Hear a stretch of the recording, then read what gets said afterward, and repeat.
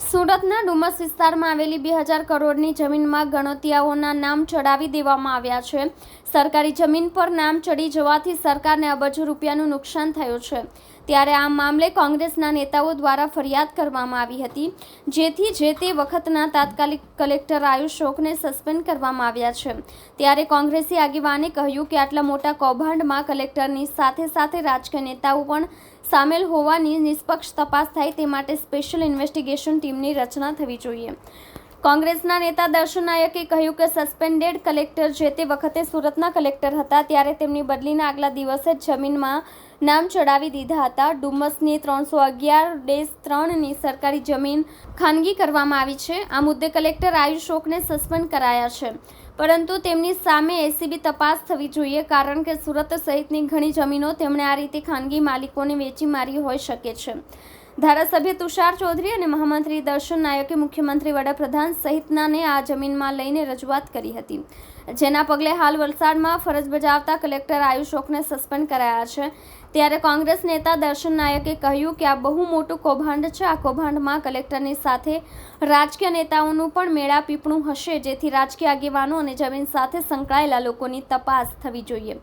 સુરતમાં 10,000 હેક્ટર સરકારી જમીન પર ગેરકાયદે દબાણો છે, તે દૂર થવા જોઈએ। આયુષ શોકના સમયગાળા દરમિયાન આ જમીન પર ગેરકાયદે દબાણો કરવામાં આવ્યા છે, જેથી સીટની રચના થવી જોઈએ। તેમની સાથે કોઈ રાજકીય નેતાઓ છે તેને પણ ઉઘાડા પાડવા જોઈએ। સુરતની ડુમસ ખાતે જે સરકારી સીટ પડતર તરીકેની 311/3ની સરકારી જમીન છેલ્લા ઘણા વર્ષોથી ચાલી આવેલી હતી। આ જમીનની કિંમત આજે 2000 કરોડ રૂપિયાની આસપાસની જમીનની કિંમત હતી। 22 જેટલા લોકોએ આ જમીનની ઉપર ગણોતિયાના નામ દાખલ કરવા માટેની કલેક્ટરશ્રીમાં અરજીઓ કરી હતી।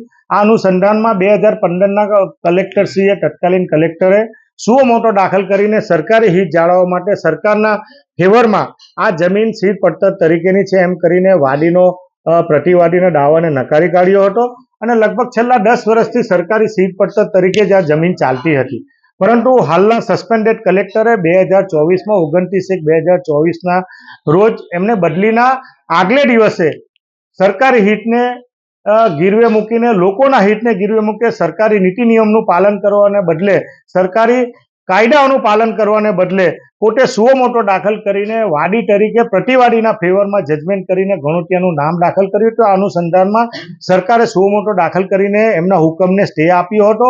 આ અનુસંધાનમાં 20/5/2024ના રોજ હમો અને તુષારભાઈ ચૌધરી દ્વારા એક ફરિયાદ કરવામાં આવી હતી માનનીય મુખ્યમંત્રી શ્રી, પ્રધાનમંત્રી, તકેદારી આયોગ અને જીઆરડી વિભાગને કે તાત્કાલિક અસરથી આ કલેક્ટર શ્રીએ જે સરકારી જમીનને જાળવણી કરવાની હોય તેને બદલે જમીનના માફિયાઓ સાથે મળીને જે પ્રકારનું રાજકીય આગેવાનની દોરવણી હેઠળ જે પ્રકારનું કૃત્ય કર્યું છે, એટલે કલેક્ટરે નીતિ નિયમનો ભંગ કર્યો છે, એને તાત્કાલિક અસરથી સસ્પેન્ડ કરવામાં આવે, ખાતાકીય તપાસ કરવામાં આવે અને સીટની રચના કરીને જે જવાબદાર લોકો હોય એ જવાબદાર લોકોને જે રીતે સરકારી જમીનને નુકસાન કરવાનું કામ કર્યું છે એ ઉઘાડા પાડવા જોઈએ અને આ સુરત શહેરના લોકોના હિતમાં સામાજિક, શૈક્ષણિક અને જાહેર હિત માટે આ જમીન શ્રી સરકાર તરીકેની રહે એ માટેની વિનંતી કરતો મેં પત્ર લખ્યો હતો।